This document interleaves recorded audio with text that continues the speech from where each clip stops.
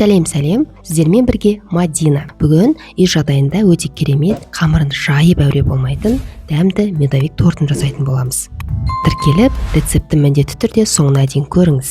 Бал және содан салып, 2 есе масса болғаннан кейін үстіне сары майды салып, бөлек ыдысқа суытып қоямыз. Сонымен жұмыртқа және қантымызды жақсылап миксерлеп аламыз. 2 есе болып ұлғайғаннан кейін жаңағы массамызды үстіне салып, тағы да миксерлейміз.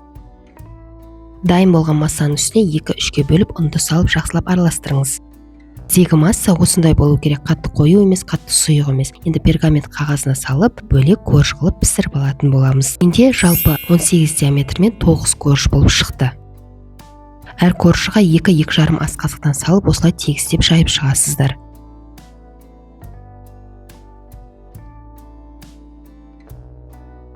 Неге қызып тұрған духовкада 5-6 минуттан пісіп шығады. Ол пісем дегенше біз кремін дайындайтын боламыз. Крем үшін бізге қаймақ 20-25% аралығында, сонымен қатар сгущенка керек, екеуін жақсылап араластырып аламыз.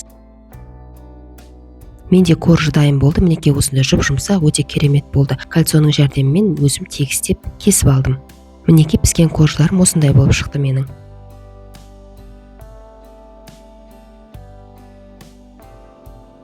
Ал енді тортты жинап шығатын боламыз. Корж, крем деп әдеттегідей жинап шығамыз. Крем кішкене сұйықтау, бірақ пропитание болып бір күн тұрғаннан кейін өте керемет болып сіңетін болады.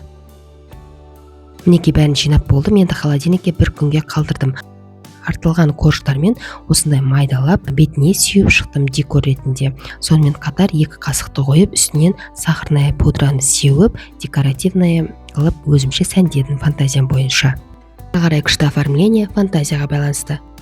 Ал менің нәзік үй жағдайында керемет медовик тортым дайын болды. Өздеріңіз бағасын беріңіздер, осындай жұп-жұмсақ болып шықты. Міндетті түрде жасап, менің каналыма тіркеліңіздер. Сонымен қатар осындай медовик тортын жасап беру керек адамға осы рецепті міндетті түрде жіберіңіз. YouTube'дан Мадинадан рецепт деп жазып, іздеп менің каналыма тіркеліп, лайк басып, менің видеоларымды көріп және менімен бірге отбасыңызға дәмді ас пен қуаныш сыйлаңыз.